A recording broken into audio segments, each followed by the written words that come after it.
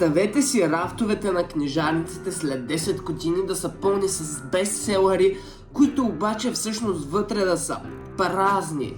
Какво се случва с човешкото въображение, когато изкуственият интелект започне да мисли вместо нас? Днес ще надникне малко по-навътре в тъмната страна на AI-а и как той все повече и повече навлиза в литературата. Нека бъдем честни, живеем в свят, който е изключително бърз и в който вниманието ни е разкъсано на хиляди частици. В този хаос много хора смятат, че нямат време да четат и затова се появяват приложения, които го казват, че могат да съберат една книга в 15-минутно четене. Проблемът е, че няма как да събереш историята на една книга и да я сдъвчеш в 15 минути, просто защото книгите не са просто някакви факти. Те имат история, която много трудно ще разбереш за 15 минути. Когато оставим една машина да чете вместо нас, ние губим своя пламък вътре в нас и въобще няма смисъл да четем. Защо тези 15 минути не ги вкарате в някаква книга в началото и отколкото да смятате, че четете някаква книга за 15 минути, която да забравите на следващия ден. Изкуственият интелект все повече навлиза в литературата под формата, че е удобство, но всъщност не е така. Нашия най-ценен мускул, мозъка, все повече губи своята сила, колкото повече разчитаме на изкуствен интелект. И не ме разбирайте грешно, аз разчитам на изкуствен интелект изключително много. И така, какво всъщност губим, когато AI-а започне да чете вместо нас? На първо място губим връзката с самата история. Магията да разгледаш цял свят просто изчезва, защото той няма как да се предаде в 15-минутна история. Няма как да почувстваш радостта, болката и емоциите на героите.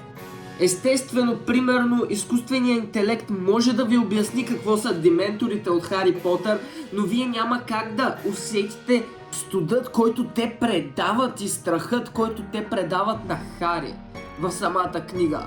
Че те даже може и да ги няма в този 15-минутен отказ. Аз имам, даже надех си, че някога ще ми потрябва, когато правя някакво YouTube видео. Имам един quote, който съм си хайлайтнал. Продължаваш да съществуваш без душа, разбираш ли? Докато мозъкът и сърцето ти все още действа, но преставаш да усещаш. Нямаш памет, нямаш нищо. Нямаш никакъв шанс да се възстановиш. Просто съществуваш като празна черупка, ала душата ти вече я няма. Изгубена е. Нещо такова се случва и с книгите, когато ги съберете в 15 минути, когато искате да ги прочетете набързо. Те просто губят своето усещане. Все още съществуват, но просто губят магията си.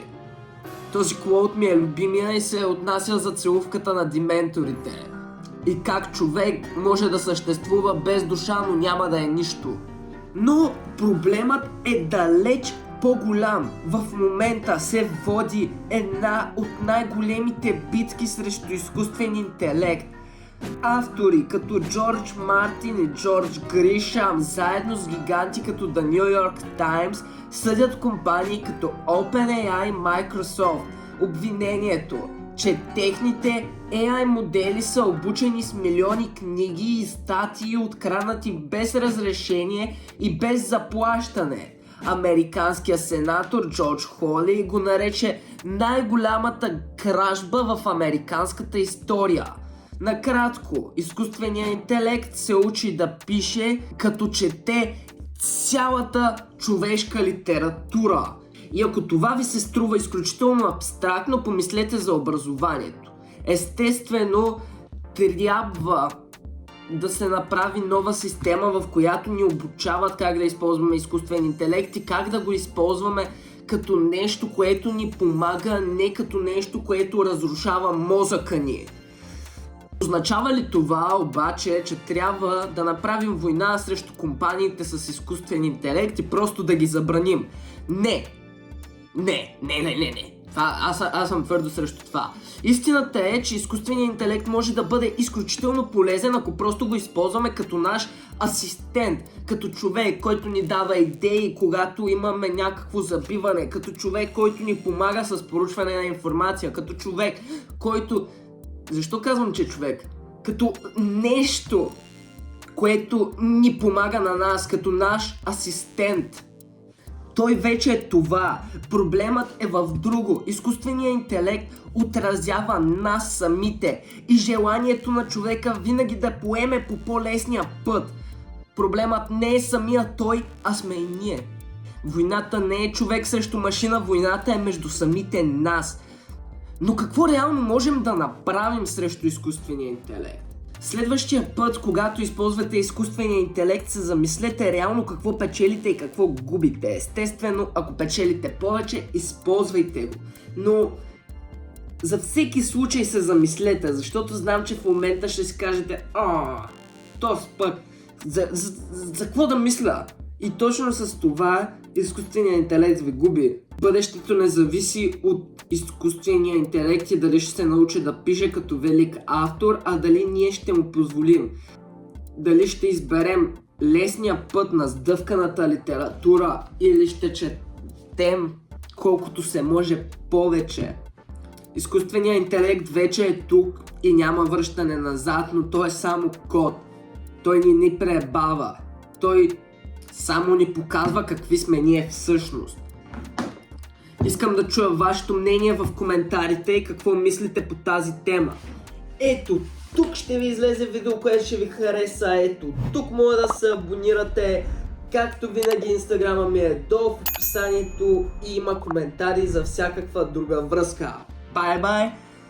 Днескашната тема беше интересна и такава, която аз съм си променил мнението през последната една година изключително много.